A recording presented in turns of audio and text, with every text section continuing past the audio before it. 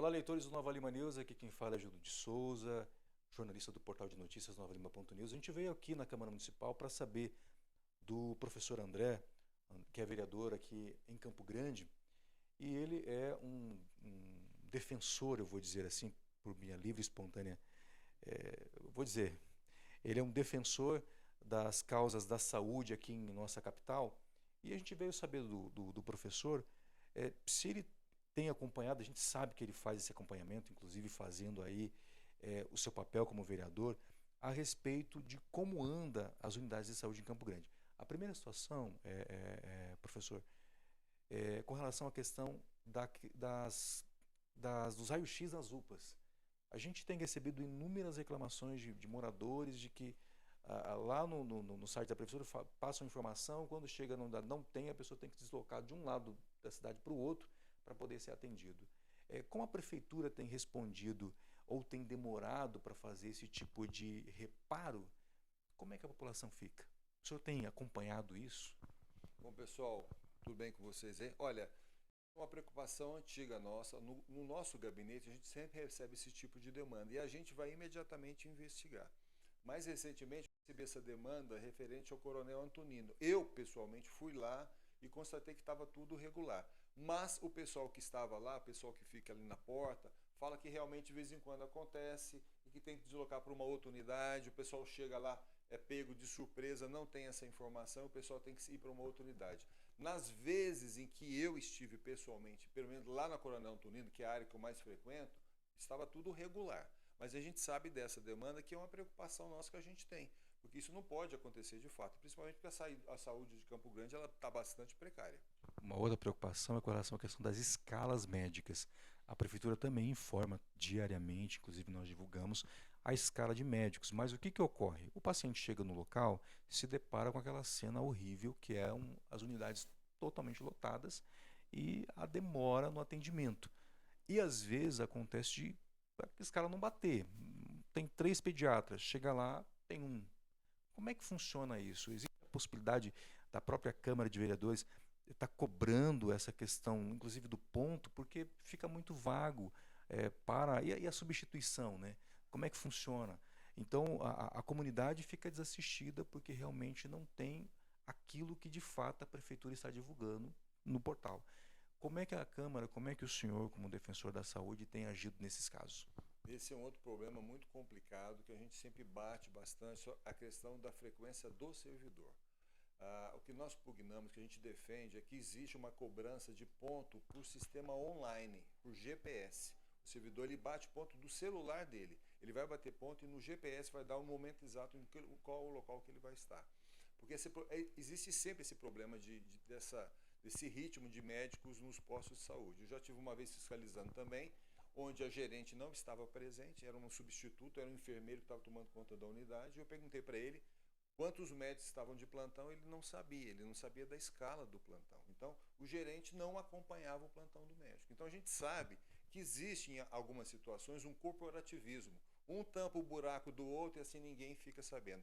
Várias vezes já fui em unidade de saúde e o gerente não estava. Ele estava sempre em reunião lá na Secretaria de Saúde. Eu chego lá, em 15 minutos chega o gerente. Então, é um problema que a gente tem que fiscalizar, é um problema crônico que a gente tem. Nós temos muitos bons servidores, mas nós precisamos melhorar a qualidade do acompanhamento do trabalho do servidor, seja por eficiência como por presença efetivamente no local.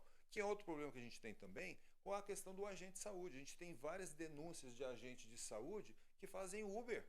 Então, assim, é uma coisa desproporcional, não pode acontecer isso no serviço público. O agente de saúde, ele tem que estar lá na rua fazendo acompanhamento de saúde da população, da família. Ele não pode ser Uber. E cadê a fiscalização? Professor, e com relação à questão da medicação? Como é que faz para a pessoa ter um tratamento, por exemplo, a gente recebeu informação recentemente que as unidades de saúde não têm amoxicilina. Como é que faz? Olha, a da amoxicilina em especial, vou falar para você que é um problema, até como profissional da saúde, a gente dispensa amoxicilina, nem em hospital, em farmácia privada está tendo amoxicilina. Então, na verdade, está tendo um descontrole de alguns antibióticos no Brasil. Eu vou falar especificamente da amoxicilina, porque é uma coisa que também me chega os meus clientes reclamando. Doutor, o senhor prescreveu amoxicilina, não tem na farmácia comum, não tem na Drogazil, por exemplo, para comprar amoxicilina. Então, existem alguns insumos que efetivamente estão faltando no Brasil. Mas existem alguns que são mais preocupantes, são aqueles de uso contínuo que não podem ser interrompidos. Então, tem que ter uma previsão do Ministério para a entrega desse produto. E a Secretaria de Saúde ela tem que cobrar, ela tem que fazer uma previsão de estoque. Medicamento, por exemplo, para determinado tipo de tumor. Tumor, você não pode interromper tratamento, não pode faltar esse medicamento. Então, tem que ter uma previsão e a gente cobra isso da Secretaria de Saúde. Mas a gente sabe que o problema da saúde em Campo Grande está complicado. A gente está gastando muito dinheiro e a saúde não está tendo uma devida correspondência em Campo Grande. E é uma cobrança nossa. Agora a gente está a proposta aqui da CPI da saúde, que não pode ser uma CPI da saúde, porque são vários aspectos que a gente tem que analisar. A CPI ela tem que ser pontual. Então, a primeira CPI que o pessoal está querendo abrir agora é a questão dos autoclaves. Autoclave é um aparelho, parece uma panela de pressão gigante, onde a gente esteriliza material.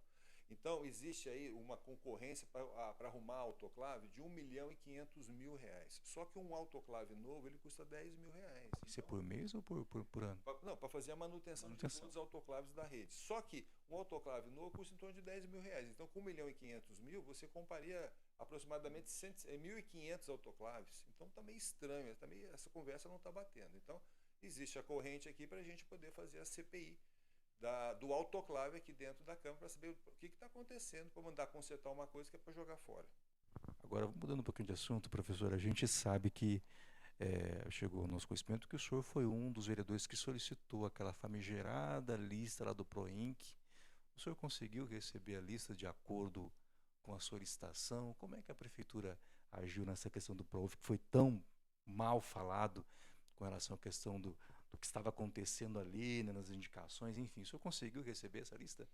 Só para explicar para o pessoal primeiro o que é o PROINC. O PROINC é um programa de inclusão social. O que deveria fazer o PROINC? Vai pegar uma pessoa de baixa renda, cuja renda familiar não seja maior do que um salário, e essa pessoa vai fazer um curso junto à Fundação de Trabalho do município e vai ser encaminhada para um trabalho remunerado durante um período de 2 anos. Isso é o PROINC. Então, deveria passar por um curso, ele então é encaminhado para um local para poder fazer o trabalho. O que acontece é que o PROINC não estava funcionando desse jeito. Então teve o problema daquele Seleta há tempos atrás e o PROINC estava se repetindo. Ele estava sendo utilizado para contratar amigos dos reis, né? E a gente entrou então com uma ação pedindo a lista do PROINC, quais são as pessoas que faziam PROINC. A lei ela limita o número de PROINCs a 9% dos servidores. Servidores são 18 mil, então devia ter no máximo 1.600 PROINC. E a gente sabia que tinha quase 4.000 PROINC, o município pagando isso aí. Então nós pedimos uma lista que não foi passada para nós. A gente então, como advogado, a gente tentou com mandado de segurança na justiça para obter a lista. O município recorreu, a gente ganhou em primeira instância. Ele recorreu de novo, ganhamos em segunda instância. Nós pedimos na ação para que seja incluído no processo, porque o processo judicial é público, só qualquer cidadão pode consultar, a lista do PROINC. A prefeitura não fez isso, ela mandou uma lista para o meu gabinete, que não é a lista que eu quero. Eu quero uma lista da propositura da ação, que foi na metade do ano passado. Ela mandou uma lista atualizada, que ela já enxugou muita gente do PROINC. Hoje tem 2.800, a gente acredita que tinha 4.000.